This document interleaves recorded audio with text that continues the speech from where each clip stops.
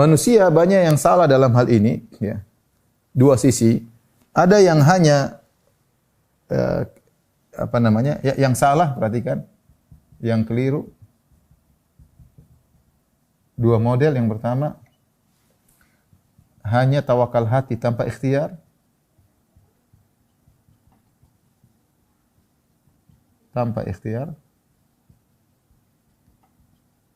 Dan juga yang satu, hanya ikhtiar, lupa tawakal kepada Allah.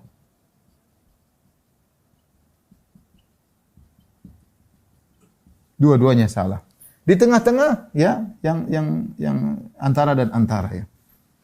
Dia tawakal tapi sedikit, sebagiannya dia bersandar kepada sebab. Jadi yang benar harusnya kita berusaha semaksimal mungkin, tapi hati kita serahkan kepada Allah Subhanahu wa taala. Makanya ketika ada seorang datang kepada Nabi, dia berkata, "Ya Rasulullah," dia punya unta, dia berkata, "Utlikuha wa atawakkal am aqiluha wa atawakkal." Ya Rasulullah, ini unta aku lepasin dan aku bertawakal masuk masjid, atau aku ikat dulu baru aku masjid aku bertawakal. Kata Nabi, ikat dulu baru bertawakal. Ikat dulu baru bertawakal.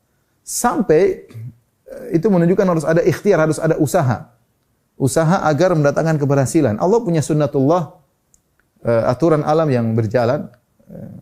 Harus ada ikhtiar meskipun hati sepenuhnya kepada Allah Subhanahu wa taala. Sampai ketika Allah berbicara tentang Maryam ketika akan melahirkan, fa aja'al makhadhu ila jidhi'in nakhlah, yang Allah sebutkan dalam dalam surat Maryam. Bagaimana kisah Maryam? Dia juga mengalami problem yang mirip dengan Sarah, dengan Hajar.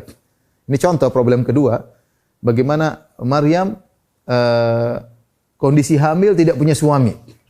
Karena Allah meniupkan ruh dalam rahimnya tanpa suami. Sementara dia selama ini dikenal sebagai wanita yang sangat soleh, sangat soleha, beribadah, jauh dari masyarakat karena sibuk beribadah. Setelah menghilang bertahun-tahun, tahu-tahu pulang punya anak. Kira-kira apa yang dikatakan oleh manusia? Jadi ujian sampai sangat berat. Sampai dia berkata, "Lau mittu qabla Ya laitani mittu qabla hadza wa kuntu nasyan mansiya." Ketika dia dalam kondisi sudah hamil melahirkan, dia berkata, "Ya laitani, seandainya aku meninggal sebelum kejadian ini. Wa kuntu nasyan mansiya, dan aku adalah orang yang terlupakan, tidak diketahui oleh masyarakat." Karena dia bingung apa yang harus dia hadapi. Bayangkan nanti dia ketemu masyarakat, "Maryam, kamu kok hamil? Enggak punya suami, kamu berzina. Selama ini kami menyangka adalah orang wanita saleh, ternyata berzina." Artinya dia menghadapi problematika yang berat. Sampai dia mengucapkan demikian, "Ya laitani mittu qabla hadza wa kuntu nasyan mansiya." Seandainya aku meninggal sebelum kejadian ini. Ini ujian sangat berat, aku khawatir tidak mampu menghadapinya. Apa yang Allah suruh? Ya, ketika dia sudah kesakitan dan dia dalam kondisi lapar, dalam kondisi haus, dalam kondisi sakit. Tiga terkumpul pada dirinya. Tidak ada suaminya. Memang tidak punya suami. Lapar, haus, kemudian ketakutan, ya. Kesakitan. Maka dia tetap berusaha, dia pergi menuju ke sebuah pohon korma untuk bersandar. Fa aja'ahal makhadhu ila jid'in nakhlati. Ya, kemudian kata Allah Subhanahu wa taala, wa huzzi ilayki bi jid'in nakhlati tusaqit fanadaha min tahtiha alla tahzani qad ja'ala rabbuki tahtaki sariyya. Tiba-tiba Isa yang masih kecil, ada yang mengatakan malaikat yang berbicara, ada yang mengatakan dari rahimnya berbicara Nabi Isa. Ya, dia mengatakan, "La tahzani, jangan kau bersedih wahai ibuku, qad ja'ala rabbuki tahtaki sariyya, sungguhnya Allah telah mengalirkan sungai bagimu, sungai kecil untuk kau minum. Kemudian adapun kau lapar, wa huzzi ilaiki bi jid'in nakhlah." Kata Nabi Isa atau kata malaikat, goyangkanlah pohon korma tersebut. Ini Allah mengajarkan untuk usaha, ikhtiar. Saya tidak bisa bayangkan bagaimana seorang wanita dalam kondisi mau melahirkan, kesakitan, mampu untuk menggoyang korma. Enggak mungkin. Itu korma, gimana bisa digoyangkan? Kita apalagi kalau goyang dari atas, tapi kalau kita goyang di bawah, korma itu pohon yang kokoh. Kita goyang, kita enggak bisa. Kalau kita goyang, kita yang goyang, bukan kormanya yang goyang. Tapi Allah ngajarin yang penting berusaha. Wa huzzi ilaiki bi jid'in nakhlah. Maka dia pun goyang sebentar, tusaqit alaiki rutaban janiyah. Maka makanan pun terjatuh. Jadi memang harus ada usaha. Ini Maryam saja, dia diajarkan oleh Allah untuk usaha meskipun kelihatannya mustahil usaha tersebut, tapi ada usaha. Maka seorang harus mengumpulkan antara tawakal hati kepada Allah dengan ikhtiar. Dengan ikhtiar, berusaha. Nabi SAW ketika berperang, Nabi SAW berusaha luar biasa. Beliau dalam perang beliau pakai baju perang, baju besi. Bahkan ketika dalam perang Uhud beliau pakai baju besi double. Baju perang double, bahkan beliau pakai helm besi supaya bisa selamat dalam peperangan. Bukan dengan pede kemudian enggak pakai baju perang bertemu dengan musuh, enggak. Nabi tidak mengajarkan demikian. Semuanya perlu persiapan, strategi, ya. Karena perlu ikhtiar. Sementara hati bertawakal kepada Allah Subhanahu wa taala, ya. Bahkan Nabi pasang pasukan harus sini, tidak boleh begini, diatur semuanya. Ini semuanya adalah bentuk ikhtiar. Nah, ketika kita menghadapi problematika kehidupan, yang pertama harus kita perhatikan adalah tawakal. Karena Allah telah berjanji, "Wa may yatawakkal 'alallahi fahuwa hasbuh." Kata Allah Subhanahu wa taala, "Wa man yatawakkal 'alallahi fahuwa hasbuh." Ya, siapa yang bertawakal kepada Allah,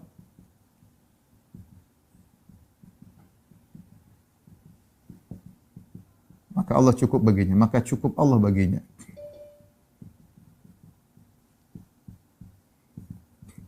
Selama kita bisa ikhtiar, maka lakukanlah. Selama kita bisa ikhtiar, maka lakukanlah. Kecuali ada kondisi kita enggak mungkin lagi berikhtiar. Sudah habis usaha kita. Enggak bisa, kita enggak bisa gerak. Tinggal berdoa, ya sudah, bertawakal kepada Allah dengan doa. Ya. Kalau sudah enggak bisa apa-apa, mau diapain? Contoh Nabi Ibrahim alaihissalam.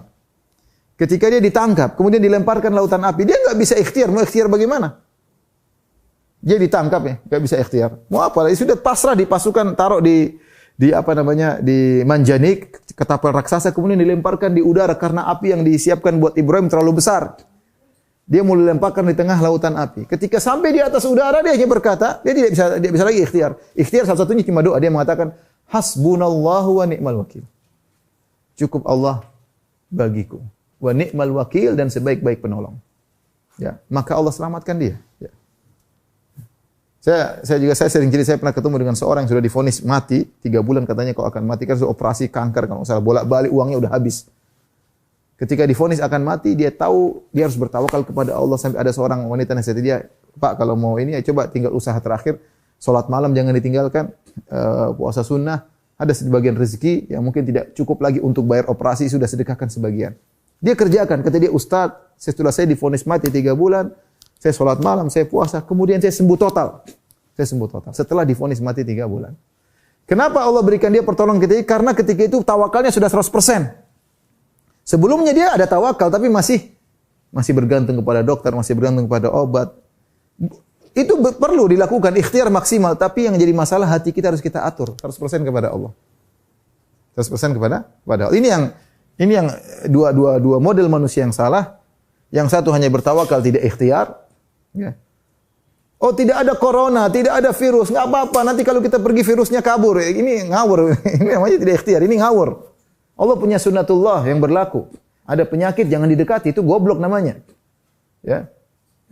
Penyakit ada jangan tidak ada keterpaksaan, tidak ada darurat, kenapa harus didekati? Ada macan, yang bilang macan, ya dekati aja. Enggak, kamu kalau dimakan macan salah. Kamu jangan mukhatarah, jangan kau wala tulqu bi aidikum ila tahluka, kata Allah, jangan kau biarkan dirimu lemparkan dalam kebinasaan. Ya kan saya pernah dengar ceramah seorang, jangan takut sama macan, jangan takut sama singa. Kita hanya takut kepada Allah, tidak boleh takut kepada macan. Yang takut kepada macan syirik.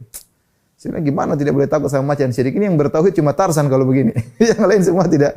Pasti tak. Namanya manusiawi takut kepada macan, tapi itu Allah menyuruh kita untuk jangan melemparkan dalam kebinasaan. Jadi sebagian ini ada minoritas manusia ada yang hanya bertawakal kepada, tidak percaya kepada sebab akibat. Ini bahaya seperti ini. Saya pernah dengar juga nonton ceramah orang-orang ISIS, wanita-wanita ISIS di ceramah. Katanya tidak ada, kenapa keluar tidak ada corona? Kalau tidak ada corona. Corona itu hanya buat orang kafir, orang Islam enggak ada. Terus pembawa acaranya bilang, terus itu ada orang Islam yang kena corona? Itu orang-orang munafik, kata dia. Kalau orang ini salah juga, enggak. Ini salah ya. Ini penyakit ada ya. Sebagaimana taun dulu juga ada. Bahkan sahabat-sahabat meninggal karena taun dan macam-macamnya. Jadi jangan hanya bersandar tanpa ikhtiar. Ini kelompok yang salah dan ini minoritas. Minoritas. Kebanyakan orang percaya akan ada corona. Kebanyakan bilang konspirasi macam-macam. Oke. Ya saya pernah ngobrol sama seseorang, orang alim juga. Kata dia, Firaun, saya tidak percaya dengan corona. Ini konspirasi. Saya bilang, iya ini konspirasi. Taruhlah kau bilang konspirasi. Saya bilang konspirasi yang berhasil. Ya sudahlah. Konspirasi yang berhasil mau diapain? Ya udah kita tinggal cari obat, selesai. Kita dibohongin ya sudah. Kita dibohongin terus mau diapain? Ya penyakitnya ada orang pada mati kok. Ya. Nah, baru dia mulai, ya benar juga, mau diapain ya? Terus sudah. Mau konspirasi, mau apa ya sudah. Pokoknya ada penyakitnya. Mau kita dibohongin, mau dikerjain ya sudah, mau diapain? Ya. Ini perdagangan untuk dan macam-macamnya. Jadi tidak boleh hanya tawakal tanpa ikhtiar. Yang banyak orang terjebak yang kedua, yaitu ikhtiar tanpa tawakal. Ini lebih banyak orang seperti ini. Atau paling tidak tawakalnya kurang. Dia benar-benar bersandar kepada sebab. Dia merasa tentram kalau sudah seakan-akan semua terjadi tanpa kehendak Allah. Ya. Dia lupa bahwasanya semua kehendak Allah Subhanahu Wa Taala. Jadi dia pede dengan obat yang dia miliki, dia pede dengan vaksin yang sudah dia jalani. Ya. Kita bilang enggak, kita tidak ada yang sombong dengan penemuan manusia. Ya. Hari ini yang meninggal bukan cuma orang miskin, orang kaya. Yang sudah vaksin juga meninggal. Ya. Benar, banyak orang vaksin lebih ringan menghadapi corona, dampaknya sedikit. Tapi yang sudah vaksin juga banyak yang meninggal. Bukan cuma orang miskin kaya. Saya punya teman kemarin, beberapa hari lalu, miliarder. Masih muda, lebih muda daripada saya. Istrinya meninggal, istrinya telepon, suami saya sudah meninggal. Uangnya banyak, tidak bisa apa-apa. Tidak bisa apa-apa. Tidak pandang bulu corona kali ini ya. Ya, kita juga jangan bersandar kepada sebab, lupa kepada Allah. Ini banyak manusia terjebak sini. Misalnya kalau sehari-hari dia merasa rezeki dia kepada bos. Kalau bos tidak kasih saya, kayaknya saya sudah susah ya. Makanya dia tawakalnya kepada bos. Ini salah ya. Bos, kita kerja baik sama bos itu ikhtiar. Tapi harus yakin yang cari beri rezeki adalah Allah Subhanahu Wa Taala. Yang beri kesembuhan adalah Allah Subhanahu Wa Taala. Yang beri kesembuhan adalah Allah Subhanahu Wa Taala. Kalau Allah tidak berkehendak, tidak akan kena. Kalau berkehendak pun sudah berusaha semaksimal mungkin, sudah pakai APD, sudah ini, tetap kena. Tetap kena. Ya. Ada juga yang, ya dia sudah bertawakal mau diapain. Contoh teman saya. Dia mendapati kasus, saya sering cerita berulang-ulang kisah ini. Jadi, ibunya sendiri meninggal. Tidak ada yang ngurus kecuali dia. Dia terpaksa, dia bukannya tidak percaya sama corona. Dia percaya, tapi mau siapa lagi yang mau ngurus. Dia yang ngurusin. Berdekatan sama ibunya sampai ibunya meninggal kena corona dan dia selamat. Kemudian dia ngurus mertuanya. Ibu mertuanya dia urusin sampai meninggal kena corona dia juga selamat. Dia urusin bapak mertuanya sampai mertuanya meninggal dan dia selamat dan dia tidak terkena corona. Ya. Dan itu terjadi. Ya. Ada sebagian teman juga dokter dia positif. Padahal dia sudah tidur berhari-hari sama istrinya 3 hari. Istrinya negatif. Ini mau saya kita orang Islam yang benar meyakini dua-dua sebagaimana Hajar. Hajar, siapa yang ragu tentang kesolehannya? Istri Nabi kok, masa Allah tinggalkan? Masa Allah tinggalkan istri Nabi? Anaknya akan jadi Nabi, Ismail akan jadi Nabi. Ini orang hebat. Dan Allah sudah mengatakan kepada Ibrahim, fabasyarnahu bigulamin alim. Kami akan bigulamin halim. Kami beri kabar gembira kepada tentang seorang anak yang sabar. Itulah Ismail. Akan menjadi seorang rasul. Ini istrinya Nabi Ibrahim. Tapi apakah Hajar kemudian pede karena saya istrinya Nabi, ini anak saya akan jadi seorang Nabi, kemudian dia santai saja, kemudian hanya menangis-nangis di situ berdoa? Tidak, dia berusaha. Dia berusaha, tapi dia punya keyakinan Allah tidak akan meninggalkan dia. Itu yang susah. Inilah yang saya bilang 100% ini susah kita dapatkan. Siapa yang sudah mencapai 100%, insya Allah Allah akan mudahkan urusannya. Tapi kita terkadang cuma 5%, 10%, 20%. Tawakal kita kepada Allah kurang, kita lebih bertawakal kepada sebab. Kita lebih bertawakal kepada sebab materi. Jadi ini kiat pertama yang harus hendaknya kita perhatikan adalah ketika kita menghadapi problematika, tawakal kepada Allah Subhanahu wa taala. Ini poin yang paling penting. Tawakal tersebut yang perlu saya ingatkan kepada para hadirin hadirat, tidak mungkin akan muncul dengan sempurna kecuali kalau kita bertakwa. Kita mau menyandarkan hati kepada Allah, kita masih ragu-ragu, ya Allah kayaknya hukum saya, Allah kayaknya tinggalkan saya. Kenapa? Karena kita ada maksiat. Tapi kalau kita benar-benar fokus, kita bertobat, istighfar, tawakal kita semakin mudah. Kenapa kita sulit bertawakal? Karena kita, saya ini kayaknya hukuman, kayaknya begitu-gitu terus sehingga kita suudzon kepada Allah. Karena kita sadar diri kita banyak kemaksiatan. Makanya ketika terkena musibah banyak istighfar.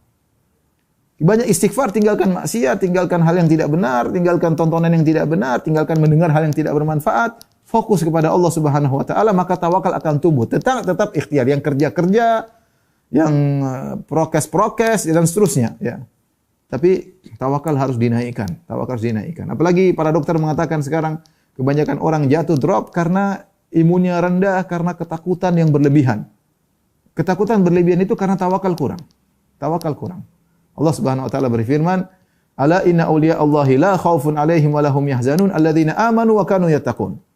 Sungguhnya wali-wali Allah ya, inna awliya Allahi khaufun 'alaihim wa lahum yahzanun. Mereka tidak takut dan mereka tidak bersedih. Siapa mereka? Alladzina amanu wa kanu yattaqun. Mereka orang yang beriman dan bertakwa.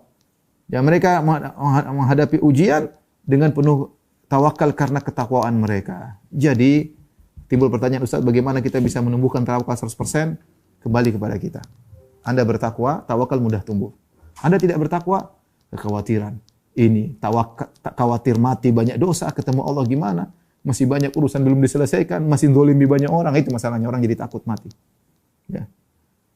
Terus takut juga bagaimana saya tinggalkan suami saya, istri saya, anak-anak, bagaimana. Tapi kalau orang sudah beriman, bertakwa, tawakal, dia akan tenang. Dia siap bertemu dengan Allah Subhanahu wa taala.